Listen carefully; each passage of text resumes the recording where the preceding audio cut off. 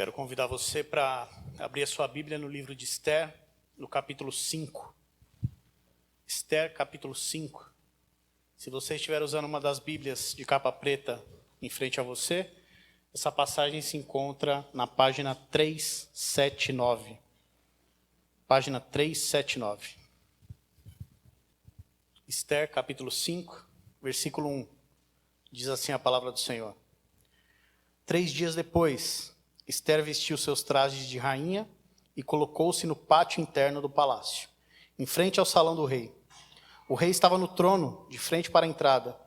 Quando viu a rainha Esther ali no pátio, teve misericórdia dela e estendeu-lhe o cetro de ouro que tinha na mão. Esther aproximou-se e tocou a ponta do cetro. E o rei lhe perguntou: "Que há, rainha Esther? Qual é o seu pedido?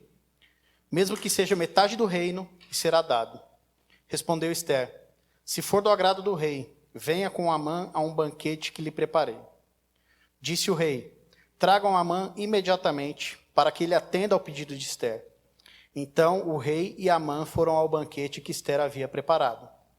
Enquanto bebiam vinho, o rei tornou a perguntar a Esther: "Qual é o seu pedido? Você será atendida. Qual é o seu desejo? Mesmo que seja metade do reino, lhe será concedido." E Esther respondeu: "Este é o meu pedido e o meu desejo.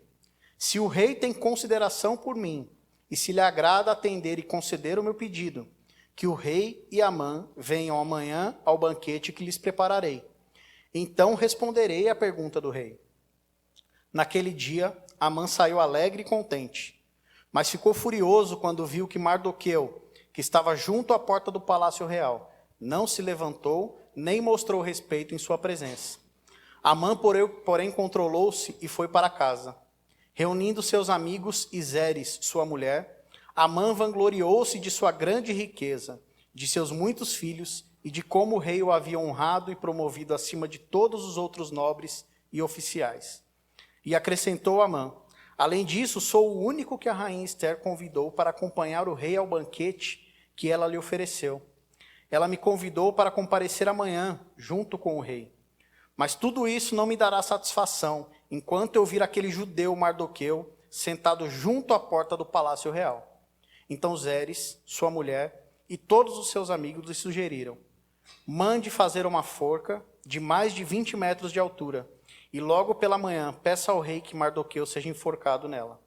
Assim você poderá acompanhar o rei ao jantar e alegrar-se." A sugestão agradou a Amã, e ele mandou fazer a forca. Vamos orar mais uma vez? Não a nós, Senhor, não a nós, mas ao Teu nome seja a glória. O Senhor é um Deus glorioso e poderoso. A gente quer pedir, Pai, que o Senhor use a Tua palavra agora, primeiro nos nossos corações. Senhor, cria confiança nas Tuas promessas e paz. A gente ora por sabedoria nas nossas decisões e relacionamentos. Senhor, a gente pede também pelo coração das pessoas à nossa volta, aqueles que ainda não conhecem o Senhor é poderoso para fazer infinitamente mais do que tudo quanto pedimos ou pensamos. Senhor, a gente quer também pedir que o Senhor use a Tua palavra para mortificar o orgulho dentro de nós e criar uma alegria verdadeira em Cristo. Que Ele seja realmente suficiente, Pai, para a gente. Só o Senhor pode fazer isso. É por isso que a gente ora, Pai. Pede a Tua misericórdia. No nome do Senhor Jesus. Amém. Todos os eventos desse capítulo acontecem em menos de 24 horas. A conversa de Esther com o rei, depois Amã se juntando ao banquete que Esther dá junto com o rei, e depois Amã tendo uma conversa com a sua esposa e os seus amigos sábios. Tudo acontece em um dia, mas o capítulo claramente se divide em duas partes. Do versículo 1 ao versículo 8, o foco é Esther. As atitudes de Esther e o plano de Esther, e o caráter de Esther, do versículo 9 até o final, o foco passa a ser Amã, as atitudes dele, e os planos de Amã e o caráter desse homem. Essa divisão é útil para nós, porque ela ilustra a divisão que existe em toda a humanidade. A humanidade inteira se divide também em duas famílias espirituais, aqueles que pertencem à família espiritual de Esther e aqueles que pertencem à família espiritual de Amã. Esther pertence ao povo de Deus, ela confia no Senhor, nas suas promessas, ela ama Deus único e verdadeiro. Amã é, como Gênesis 3,15 diz, um descendente da serpente. Ele é um inimigo de Deus e do seu povo. Então, ele age como Satanás age. Ele quer destruir tudo e todos que pertencem ao Senhor. Então, existe um conflito acontecendo aqui em todo o livro de Esther. E esse capítulo, isso fica ainda mais claro. Dois planos. E dois planos opostos. O plano de Esther e o plano de Amã. E o que a gente vai perceber aqui é que esses dois planos se unem em um só plano. Um plano maior e mais alto, que é o plano de Deus, de glorificar o nome dele, protegendo o seu povo, triunfando sobre o mal. E é isso que nós vamos ver aqui. Então, primeiro, vamos olhar para Esther. O caráter de Esther reflete o caráter daqueles que pertencem ao reino de Deus, diferente de Amã, que reflete o caráter daqueles que pertencem ao reino das trevas. Primeiro, Esther, o plano de Esther. Então, a gente lembra que Esther se juntou junto com as suas servas, convocou os outros judeus e durante 3 dias e 3 noites oraram, jejuaram, clamaram ao Senhor por misericórdia, coragem, fé, sabedoria, buscaram a face do Senhor. O que acontece? O que acontece quando você ora? Quero mostrar para você 3 milagres. 3 milagres que acontecem quando você ora. Primeiro, quando você ora, o seu coração muda. O seu coração muda. Ao versículo 1. 3 dias depois desse tempo de intensa oração, Esther vestiu seus trajes de rainha e colocou-se no pátio interno do palácio, em frente do salão do rei. O rei estava ali no trono e conseguia ver Esther de frente para a entrada. Como fica seu coração quando você precisa ter uma conversa difícil com alguém? Você sabe que aquela pessoa é difícil, a conversa vai ser difícil. Como que o seu coração reage? A gente fica adiando a conversa, às vezes a gente fica com medo, a gente não tem vontade de ir. E era assim que Esther estava também. Era assim que ela estava se sentindo diante da conversa com o rei, que ela precisava ter. Mas quando você ora, Deus muda o seu coração. E foi o que aconteceu aqui com Esther. Milagre! Deus criou fé no coração de Esther. Ela tira o pano de saco, se veste com os trajes reais e faz o que ela precisa fazer contra a lei. Ela podia ter morrido, de verdade. Ela podia ter morrido entrando no pátio do rei sem ter sido convocada. Mas ela cria coragem para fazer o que ela precisa fazer. Olha o versículo 1. Olha o que diz. Ela colocou-se. Ela colocou-se no pátio interno do palácio. Um lugar que o rei podia ver ela. O que ela faz? Ela espera o rei reagir. Ela espera a resposta do rei. Ela não chega correndo, apressada, ansiosa, não. Ela demonstra calma, confiança no Senhor. De onde que vem essa calma corajosa? De onde que vem isso? Da onde? Só tem um lugar. Vem do céu. Vem do céu. Só Deus pode fazer isso no coração de Esther e no nosso coração. Esther orou. E aconteceu um milagre. Antes de você sair fazendo um monte de coisa, tentando resolver na força do seu braço, apressado, antes, a gente tem que se perguntar: eu orei Eu orei antes de fazer. Eu temo que nós estamos perdendo a capacidade da gente ficar quieto, silêncio, na presença do Senhor. Bíblia aberta, orando, esperando no Senhor. Eu receio que a gente está perdendo essa capacidade, porque a gente tem que se atualizar. E o que está acontecendo? E notícia, e isso.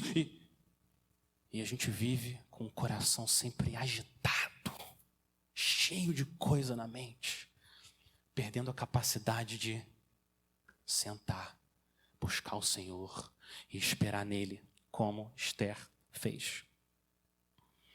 Já passou pela sua mente?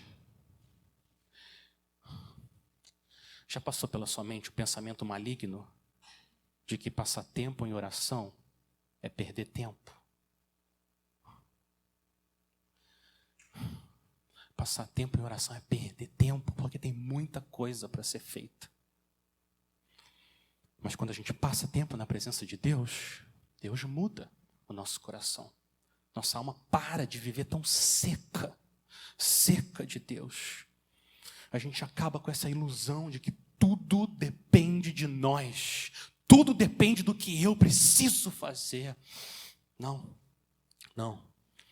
A gente precisa passar tempo na presença do Senhor. E quando a gente ora, Deus muda. E Deus cria fé, cria sabedoria, cria paz. Só Ele pode fazer isso. Só Ele tem poder para fazer isso. E quando a gente ora, o que acontece? Quando a gente entra numa situação difícil, vem os obstáculos, e você persevera.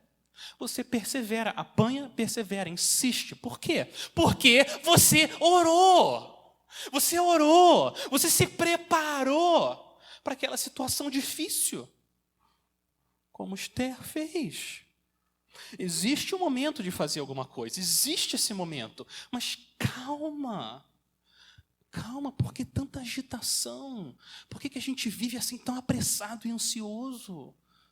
Calma, espera no Senhor, ora, e depois você age na dependência dEle. Jesus passou uma noite inteira orando para escolher os seus 12 discípulos. Uma noite inteira orando, o Filho de Deus, clamando ao Senhor.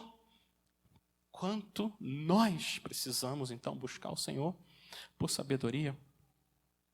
Esse é o primeiro milagre. O segundo milagre que acontece quando você ora é que não só o seu coração muda quando você ora. O coração dos outros também mudam. Outros corações mudam quando você ora. Olha o versículo 2.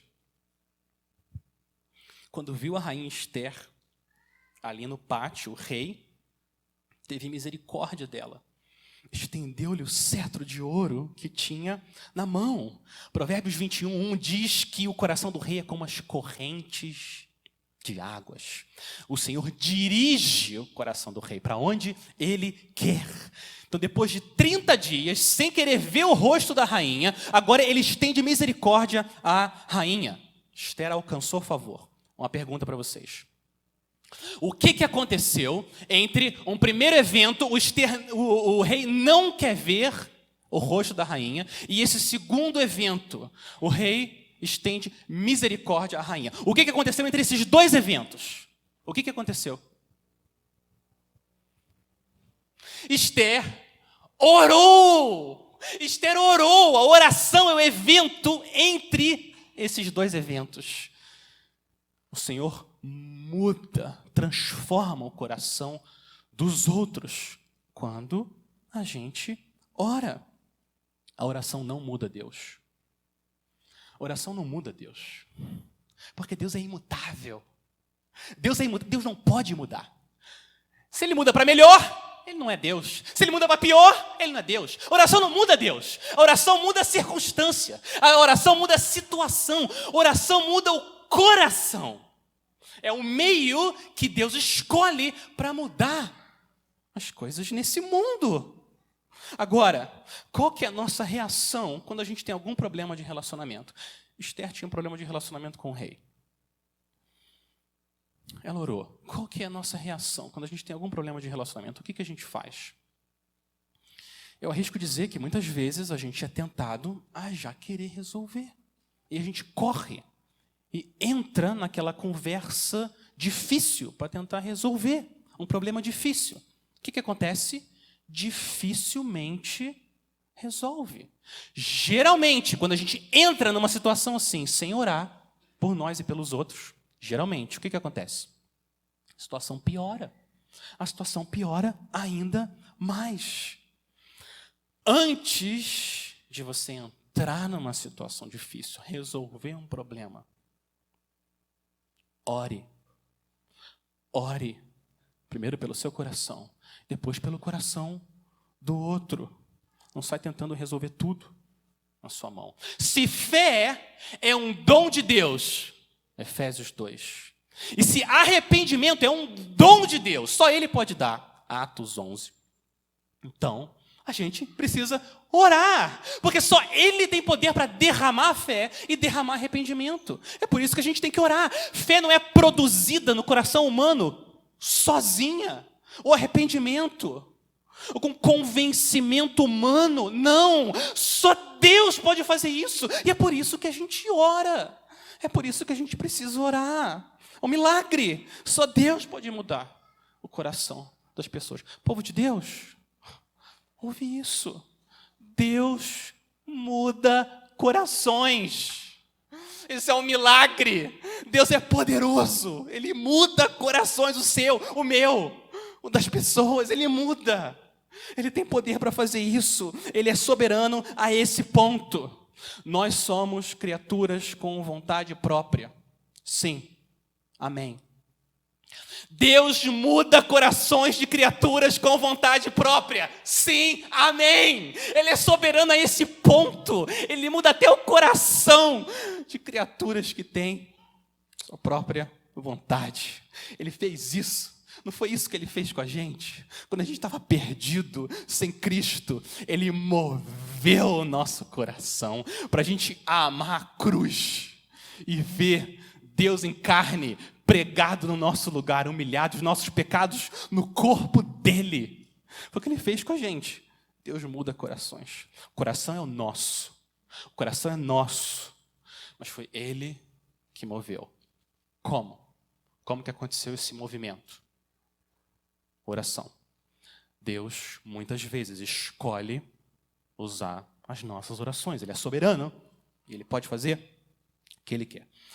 Eu arrisco dizer que praticamente todo mundo aqui, todo mundo tem algum problema de relacionamento com alguma pessoa. A chance disso não ser verdade num mundo afetado pelo pecado é praticamente zero. Eu quero implorar com você, para você orar. Primeiro, antes de tentar resolver o problema, seu casamento, sua família, onde quer que seja, trabalho. Ore. Terminou de orar, ora mais. E quando você terminar de orar, você ora de novo. E depois, você vai fazer o que você precisa fazer. Deus tem poder para mudar corações. É um milagre, ele tem esse poder. Versículo 3, o que acontece? Olha a misericórdia do rei. E o rei lhe perguntou: que há, rainha Esther? Qual é o seu pedido? Mesmo que seja metade do reino, será dado a você. O rei não estava realmente oferecendo metade do reino. Ele não estava fazendo isso. É só uma expressão. Herodes usou a mesma expressão com a filha de Herodias, exatamente a mesma expressão. Ele está só dizendo que ele está favorável à rainha Esther. Esther alcançou o favor dele. Por quê? Porque quando você ora, Deus muda o seu coração, Deus muda o coração das outras pessoas. E terceira verdade, terceiro milagre sobre a oração que eu quero mostrar para vocês aqui é que Deus muda o seu coração. De novo, segunda edição da mesma verdade. Deus muda o nosso coração e dá sabedoria. Olha o plano de Esther, olha o plano dela. Ela chama o rei junto com Amã para um banquete. O inimigo do povo de Deus, participando de um banquete junto com o rei dela. É interessante, olha o versículo 4, olha que interessante. O banquete já estava preparado. Antes dela ir falar com o rei, ela já tinha preparado o banquete. Por quê? Ela orou, ela está confiante. Deus vai fazer a vontade santa dele. Então ela vai e fala com o rei. Versículo 6, mesma coisa, o rei repete. Qual o seu pedido? Você será atendida. Qual o seu desejo? Mesmo que seja metade do reino, será concedido a você. E ao invés de Esther falar do plano maligno de Amã, esse plano de matar todos os judeus, olha o que Esther faz. Ela adia a conversa. Ela adia a conversa para o dia seguinte. No versículo 7, Esther respondeu, este é meu pedido e meu desejo, se o rei tem consideração por mim, e se lhe agrada atender e conceder o meu pedido, que o rei e Amã venham amanhã ao banquete que lhes prepararei. Então responderei à pergunta do rei. Amanhã. Por que só amanhã? Por quê? Que suspense. Por que ela não fala logo o que está acontecendo? Por que Esther escolheu esperar? Por quê? O texto não diz. O texto não fala. Talvez porque ela quisesse ter só ela, o rei e Amã.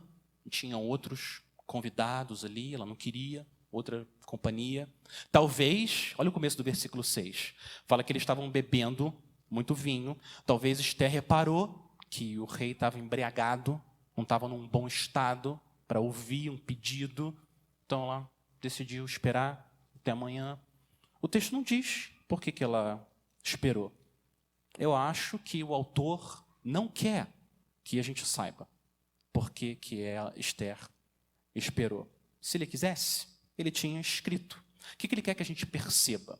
Independente do motivo, o que ele quer que a gente perceba? Que Esther, depois da oração, é uma mulher piedosa, cheia de autocontrole, paz, sabedoria. Ela sabe quando agir e quando não agir. Quando é a hora de esperar. Ela tem essa sensibilidade espiritual que só é ganha quando a gente ora. Ela não está ansiosa, não está agitada, não está pecaminosamente apressada para resolver. Não, não é o dia, não é o dia. Eu vou esperar no Senhor. Ela sabe que tem tempo para todo o propósito debaixo do céu. Tem tempo de falar e tem tempo de se calar. Tem tempo de agir e tem tempo de esperar. Esther sabe disso. Mas, ainda mais importante, eu entendo, mais importante, o autor quer que a gente saiba que por trás desse um dia de espera, esse adiamento de 24 horas, vai acontecer alguns eventos muito importantes na história de Esther. E a mão de Deus invisível está por trás, orquestrando inclusive adiamento de banquete, de reunião e de quem fala o quê. Ele quer que a gente perceba isso também, como a gente vai ver no domingo que vem. Se Deus quiser, o que acontece nesse intervalo de um dia? O tempo de Deus é diferente do nosso tempo. Diferente. Quantas vezes a gente quer resolver alguma coisa ontem e Deus quer resolver amanhã? E às vezes esse amanhã demora a chegar. O tempo de Deus é diferente do nosso tempo. Como que a gente entende que o nosso tempo é diferente do tempo do Senhor? Como? A gente ora. Orando a gente ganha essa sensibilidade. É o tempo do Senhor, não é o tempo agora disso ser resolvido. Deus muda o nosso coração quando a gente ora. Deus muda o coração das pessoas. Esther orou e isso aconteceu. Ele dá sabedoria para a gente esperar. Você sabe que Deus pode fazer sozinho, em um dia, Ele pode fazer mais do que todos nós juntos, trabalhando 100 anos sem parar. Deus pode fazer mais em um dia, sozinho, do que todos nós juntos, trabalhando sem parar 100 anos. Porque se o Senhor não edificar a casa, em vão trabalham aqueles que a edificam. Por isso a gente precisa orar. A gente depende do Senhor. Como a gente pode, então, ter esse espírito mais tranquilo, menos agitado, menos ocioso, menos apressado, mas confiantes no Senhor? Como que isso acontece? Só tem um tipo de atitude que nos dá essa sabedoria. Esse tipo de sabedoria a gente só recebe com o joelho no chão, pedindo. Tiago 1:5. Se, porém, algum de vocês necessita de sabedoria, peça a Deus, que a todos dá com generosidade e sem reprovações, e ela lhe será concedida. Peça, porém, como? Com fé, em nada duvidando, pois o que duvida é semelhante à onda do mar, impelida e agitada pelo vento. A gente não quer ser assim. A gente quer firme, tranquilo, na nossa rocha. Agora, depois da sabedoria de Esther, a gente agora vê o contraste com o orgulho de Amã. O orgulho de Amã. Os opostos da providência. Enquanto Esther nos inspira a nós sermos mais parecidos com Cristo, Amã é o reflexo do que a gente não quer ser e a gente não quer buscar. Então vamos ver o plano de Amã. A partir do versículo 9 até o fim, eu quero mostrar para vocês 4 tipos de engano do tipo de alegria que Amã está buscando. 4 enganos do tipo de alegria que Amã está buscando e como a gente pode buscar alegria verdadeira. Então, primeiro engano de Amã é o seguinte: a alegria que o mundo oferece a você é passageira.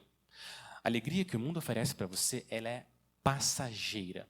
Olha o versículo 9. Naquele dia, Amã saiu alegre e contente. Ele está alegre e contente, tem dinheiro, fama, honra. Ele é o segundo homem mais poderoso do mundo. Ele está alegre, contente. Mas olha como essa alegria é passageira. Olha a continuação. Mas ficou furioso. Ele estava alegre e contente, mas agora ficou furioso, quando viu que Mardoqueu, que estava junto à porta do palácio, não se levantou, nem mostrou respeito em sua presença. Toda a alegria dele evapora, vai embora, quando ele vê que Mardoqueu não se prostrava diante dele. O ídolo do coração de Amã é Amã, ele próprio. Ele quer glória terrena, ele não recebe isso. A alegria dele evapora, vai embora. A gente precisa se examinar aqui. Nós precisamos nos examinar. O que está tirando a nossa alegria? O que tira a sua alegria? Você está alegre, contente, mas acontece alguma coisa, ou alguma coisa não acontece, e a sua alegria evapora. A gente tem que se examinar. Qual que é o ídolo dentro do nosso coração que está disputando lugar com Deus? Qual que é esse ídolo? O que acontece que faz a minha alegria evaporar? É quando eu me comparo com alguma outra pessoa e aquela pessoa é mais bem-sucedida, ou mais bonita, ou mais inteligente, ou mais reconhecida. Eu estava alegre, eu estava contente, mas eu me comparo, minha alegria evapora. Ou eu estou bem, fiz 1 milhão de coisas na minha casa para mostrar que eu estou me esforçando como marido, eu quero ser um bom pai, e ninguém reconhece, ainda reclama de mim. Eu estava bem, mas aí minha alegria evapora. Ou você se mata, trabalha dentro de casa para ser uma boa mulher, e ninguém fala nada, tudo passa batido. E você estava bem, mas porque não teve o reconhecimento, sua alegria evapora. É um ídolo. Tudo que rouba a nossa alegria no Senhor é um ídolo do nosso coração. O que a gente faz com ídolos? Povo de Deus, o que a gente faz com ídolos? A gente quebra, queima, joga fora, lança para fora do nosso coração, porque a gente quer se alegrar no Senhor, e esses ídolos estão impedindo a nossa alegria no Senhor, fazendo elas evaporarem. Não. A alegria que o mundo oferece para você é passageira, instável. Alegre e contente, Amã estava alegre e contente, acontece alguma coisa, furioso, frustrado. Essa é uma alegria muito pobre. Eu digo para você, que esse é o máximo que o mundo pode oferecer para você, o máximo. O máximo que ele pode oferecer é essa alegria pobre, que não dura, passageira. Você foi feito para experimentar muito mais do que essa alegria, muito mais. Você foi criado para experimentar uma alegria que nunca acaba, e que não cabe dentro de você. Para isso que Deus criou você. Alegria infinita e eterna. É o que Jesus oferece. É verdade. Eu não estou inventando essas palavras, é verdade. Infinita e eterna. Olha o Salmo 16:11. Tu me farás ver os caminhos da vida, na tua presença há plenitude de alegria. Plenitude infinita na presença de Deus. À tua direita há delícias. Quando? Perpetuamente. Nunca acaba. Infinita e perpétua. Essa alegria que Jesus está oferecendo hoje para todos nós. Só Ele pode oferecer essa alegria. O mundo não pode. O que você tem que fazer para ter essa alegria? Você se arrepende de buscar alegria nas coisas do mundo. Confessa ao Senhor como você ofendeu a Ele, buscando alegria nas coisas que Ele criou. E você recebe a Cristo como a sua alegria. Cristo pode oferecer essa alegria porque Ele é essa alegria. Ele próprio é essa alegria. Nada mais. Então, se você recebe Cristo, você tem essa alegria. Infinita. Perpétua. Só Ele pode oferecer isso. O mundo não pode oferecer essa alegria, essa paz. Segundo engano de Amã. Segundo engano. A alegria que o mundo oferece deixa você cego. A alegria que o mundo oferece, no final das contas, deixa você cego. Amã vai para casa, se reúne com os amigos e a esposa, ao versículo 10. Se reúne ali com os amigos, com a esposa. E o que ele faz? A partir do versículo 11. Olha o que Amã faz. Amã vangloriou-se de sua grande riqueza, de seus muitos filhos, e de como o rei o havia honrado e promovido acima de todos os outros nobres e oficiais. E acrescentou Amã: além disso, sou o único.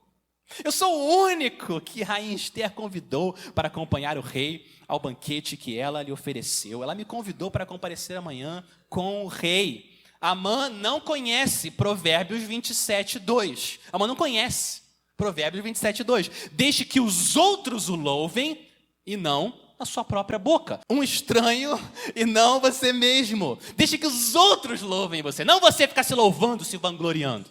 Não. Amã está orgulhoso de ser Amã. O orgulho dele é que ele é Amã. Grande, rico. Ele faz questão de contar isso para todo mundo.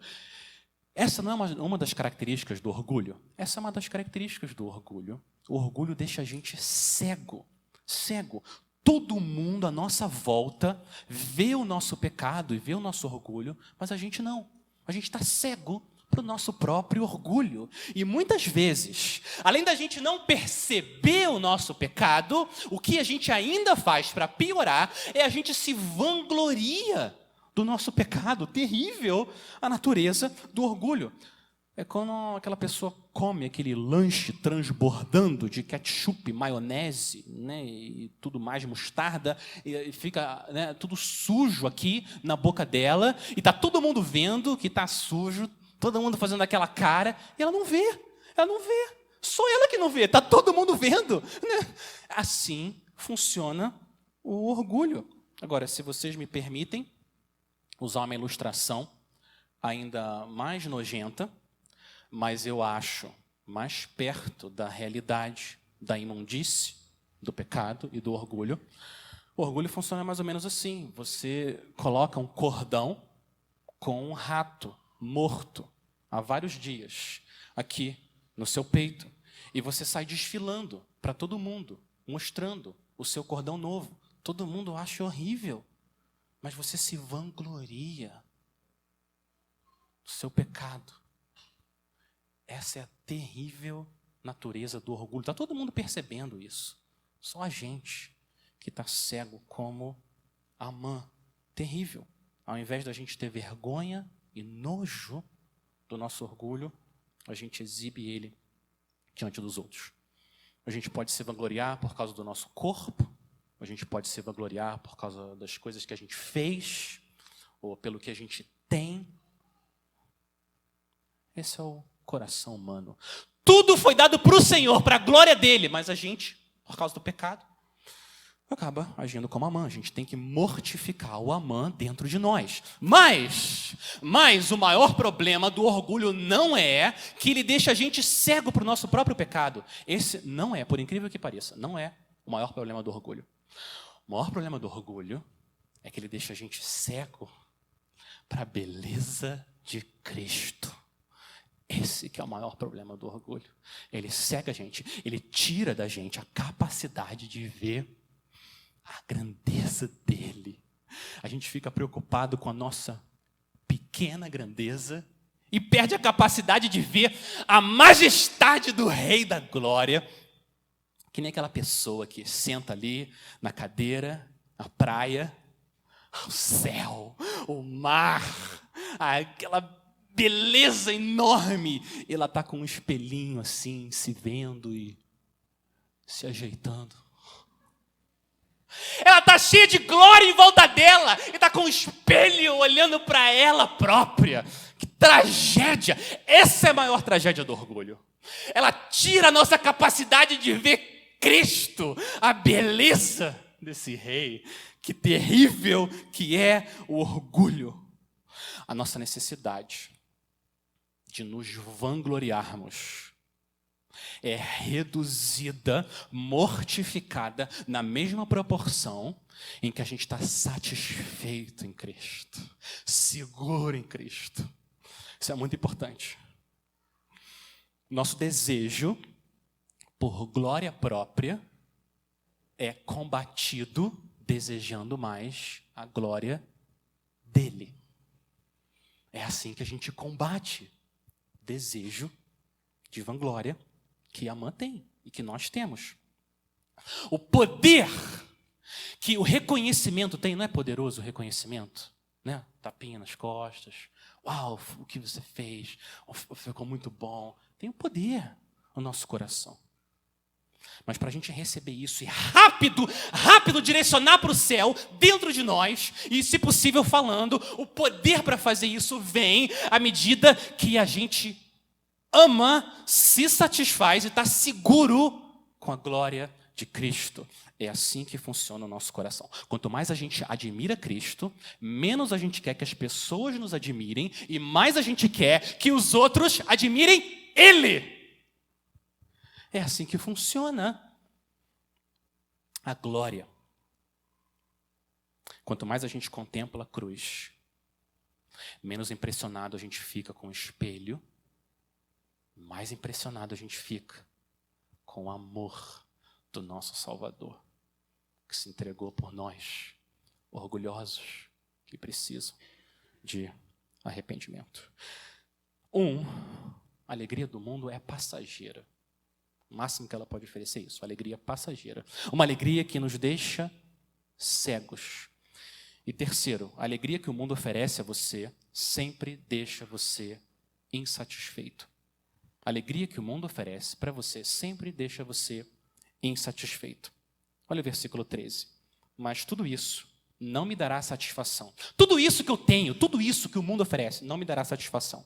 Enquanto eu vir aquele judeu, Mardoqueu, sentado junto à porta do palácio real. A alegria que o mundo oferece é sempre assim. Tem sempre alguma outra coisa que você precisa para ser realmente feliz. É ou não é? Sempre tem alguma outra coisa para aí sim, aí eu ser realmente feliz. Olha para os artistas de cinema. Olha para os artistas. Eles são ricos, bonitos, famosos e infelizes. A maioria infelizes. Por quê? Aos olhos do mundo, eles têm tudo para ser as pessoas mais felizes do mundo. Mas o que acontece? Problema com droga, bebida, os relacionamentos quebrados o tempo todo. Por quê? Por quê? Porque a alegria que o mundo oferece não cumpre o que ela promete. Não cumpre, ela não satisfaz a alma humana, nunca satisfaz, sempre deixa você querendo mais, sempre. É igual a droga, é igual o uso de uma droga, você toma e depois você precisa de uma dose maior para o mesmo efeito, e depois maior, e depois uma dose maior, e você nunca está satisfeito. É essa alegria que o mundo oferece. A gente precisa de novo, a gente precisa se examinar aqui, mortificar o amã que existe dentro de nós. O que falta para você realmente ser feliz? O que falta? O que falta? Se eu tivesse isso aqui, aí sim. Quando eu tiver isso aqui, aí eu vou ser feliz. O que falta para você ser realmente feliz? A resposta para essa nossa pergunta vai revelar o ídolo que está disputando lugar com Deus no topo das nossas afeições. A resposta para essa pergunta, o que vai me fazer realmente feliz? É o ídolo que a gente tem que queimar, quebrar, jogar fora, eliminar do nosso coração. Se eu tivesse um pouco mais de dinheiro, só um pouco mais de dinheiro, aí sim, aí eu ia ser feliz. Engano, isso é um engano. Quando você tiver um pouco mais, sabe o que você vai precisar? Um pouco mais. E quando você tiver um pouco mais, o que você vai precisar? Um pouco mais. Se a sua busca de satisfação está no dinheiro, você vai sempre correr atrás. Não existe números suficientes numa conta bancária para satisfazer a alma humana. Não existe. Não tem. Só Cristo pode satisfazer o seu coração. Mesmo que sua conta esteja no vermelho.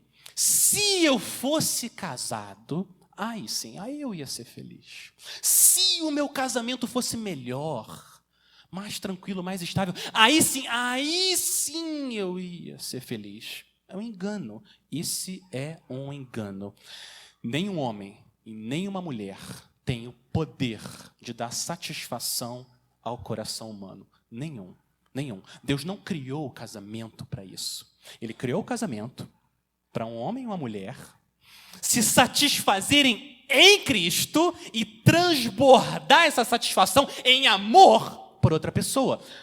Mas nunca vai preencher o nosso coração. É para isso que Deus criou o casamento. Se os meus filhos fossem mais educados, se os meus filhos fossem salvos, se eu tivesse mais saúde, esse se, para a gente ser feliz, é o ídolo que a gente tem que mortificar, povo de Deus. Com violência santa, jejum, oração, o que for. Vai ter que matar esse ídolo para a gente conseguir adorar Ele, Cristo, a fonte da nossa satisfação. Quando eu estou satisfeito nele, aí sim eu consigo lidar com dinheiro de uma maneira que não me escraviza, mas traz glória ao Senhor. E lido com relacionamento de uma maneira que traz glória ao Senhor. E o meu trabalho, e meu corpo, e qualquer coisa. Ele só é a nossa satisfação. Peça, clame ao Senhor para reorientar as suas afeições e direcionar elas para o céu, para Cristo, para a cruz. Só Ele pode nos satisfazer. Quarto e último engano que eu quero ver com vocês. Sobre a alegria que a Amã está buscando. A alegria que o mundo pode oferecer a você vai sempre deixar você com as mãos sujas de sangue. A alegria que o mundo oferece vai sempre deixar você, no final das contas, com as mãos sujas de sangue. O sangue do pecado. Olha o plano maligno de Amã no versículo 14. Versículo 14. Então Zeres, sua mulher e todos os seus amigos lhe sugeriram: mande fazer uma forca de mais de 20 metros de altura, e logo pela manhã peça ao rei que Mardoqueu seja enforcado nela. Assim, você poderá acompanhar o rei ao jantar e alegrar-se. Olha, conselho da esposa e dos amigos. A sugestão, como não é de se surpreender, agradou Amã. e ele mandou fazer a forca. A altura da forca de Amã é a altura do orgulho dele. Mais de 20 metros de altura. Ele quer enforcar Mardoqueu e exibir o corpo dele morto ao mundo inteiro. 22 metros, ou mais de 20 metros, isso é o equivalente a um prédio de 8 andares. 8 andares! Ele quer exibir como ele é poderoso. Olha o que ele fez com o inimigo dele. É isso que acontece quando nós estamos buscando a alegria que o mundo oferece. Alguma alegria na criação. É isso que acontece. A gente vai fazer o que for necessário, inclusive pecar contra os outros, para conseguir o que a gente quer. Esse é um dos enganos do pecado. A gente não consegue o que a gente quer, o engano do orgulho, né? A gente não consegue o que a gente quer alegria naquilo, na criação. A gente não tem isso, o que a gente faz? O que for necessário. E peca contra os outros. De novo, a gente tem que se examinar aqui. Mortificar o Amã dentro de nós. Como você reage quando as pessoas não fazem o que você quer? Como você reage quando as pessoas na sua casa, na igreja, no trabalho, não fazem o que você quer? Não reagem da maneira que você espera. Talvez você não tenha o desejo de matar, literalmente matar alguém. Talvez não. Mas o sentimento de raiva, frustração, é exatamente a mesma coisa que está dentro de Amã. É a mesma coisa, é só uma escala menor. Mas é a mesma coisa. Como a gente reage quando as pessoas não dão o que a gente quer? Alguns de nós são inclinados a ficar irritado, brigar, gritar, falar alto. Esse é um caminho que alguns de nós reagem quando o nosso ídolo é arrancado de nós ou não é dado a nós. Alguns de nós vão por outro caminho e quando alguém não dá a alegria que a gente quer, a gente fica emburrado, mau humor, silêncio, não fala, ou às vezes só monossilábico. Sim. Não. Sim. É o mesmo pecado. É o mesmo pecado. Dois lados da mesma moeda. Continua sendo orgulho. Continua sendo orgulho. Nos dois casos, as nossas mãos ficam sujas com o pecado. Nós pecamos contra as outras pessoas porque elas não dão o que a gente quer. Nossa alegria evapora. E nossas mãos ficam sujas com o sangue do pecado. Mas a verdadeira alegria está no amor que o Espírito Santo oferece. O amor causa alegria no nosso coração. E aqueles que creem em Cristo têm esse amor nele. 1 Coríntios 13, 4. O amor é paciente, bondoso. O amor não arde em ciúmes, não se envaidece, não é orgulhoso. O amor não é orgulhoso, não se conduz de forma inconveniente, não busca os seus interesses. O amor não se irrita. O amor não se irrita e não se ressente do mal. Eu quero dizer para vocês que há esperança para pecadores como nós. Há esperança. Há esperança para aqueles que ainda lutam em buscar alegria na criação ao invés de buscar no Criador. Há esperança. E essa esperança está num lugar também feito de madeira. Assim como a forca que Amã escolheu construir. Mas esse lugar feito de madeira foi preparado pelo próprio Deus, usando romanos e judeus, para sacrificar a nossa fonte de alegria, Cristo, no nosso lugar. Há esperança. E ele fez isso para mostrar para o mundo inteiro, quem ele é, o amor, a glória, a justiça dele. Também foi no madeiro. Amã quis fazer um espetáculo público. Um espetáculo público com a morte de Mardoqueu, o homem de Deus.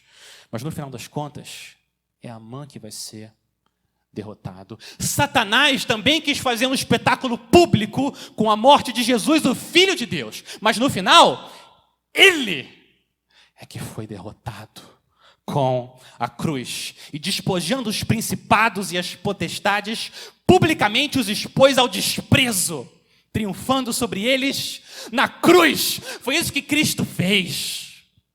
Satanás queria triunfar sobre eles, pôs ele à vergonha, mas Cristo triunfou sobre Satanás. Humilhou Satanás, expôs a vitória dele publicamente, para todo mundo ver e adorar o Filho de Deus.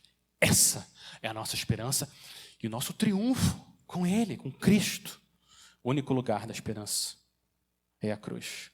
Povo de Deus, acima do rei da Pérsia está o rei do universo.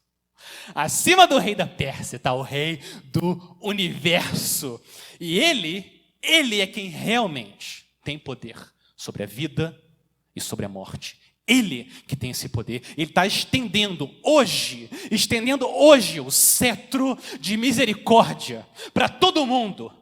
Todo mundo, cetro de misericórdia estendido para quem vem até a ele, se prostra diante dele, confessa os pecados e recebe ele como Senhor.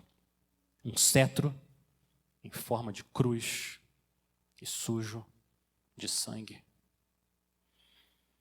Ele foi crucificado, mas, como começou esse capítulo, versículo 1, 3 dias depois, ele ressuscitou, triunfante sobre a morte. Está vivo, reina hoje, para garantir que a gente vai poder sempre se aproximar da presença do Rei.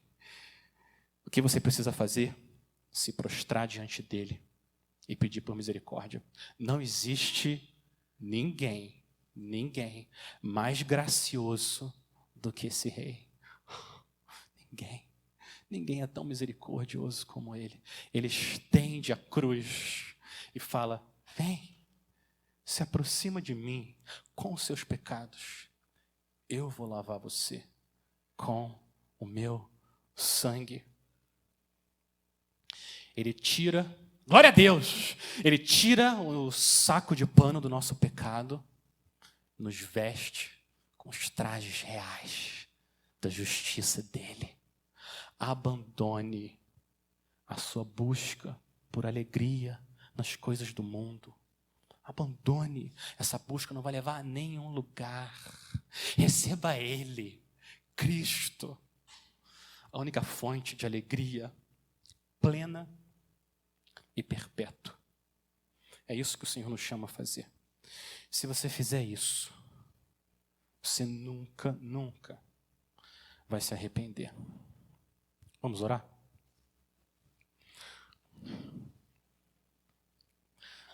Senhor, a gente quer orar mais uma vez pelo nosso coração. Pedir por misericórdia, Senhor. Misericórdia. Aumenta a nossa fé. Aumenta a nossa fé no Senhor. Nos dá sabedoria. Sabedoria para a gente lidar com os relacionamentos difíceis e decisões difíceis, situações difíceis, Senhor. Nós somos tolos em nós mesmos, a gente precisa do Senhor, tem misericórdia. O Senhor disse que é generoso. Nos dá sabedoria, Senhor. Nos dá confiança na Tua palavra, segurança na cruz, para a gente não precisar se vangloriar, porque a gente já está seguro. O Senhor escolheu nos amar, nos salvar, morrer no nosso lugar, prometer a Tua presença eterna. Para quê, Senhor? A gente buscar alegria em algum outro lugar. Dirige o nosso coração para a gente se alegrar só no Teu Filho amado. No nome dele que nós oramos. Amém.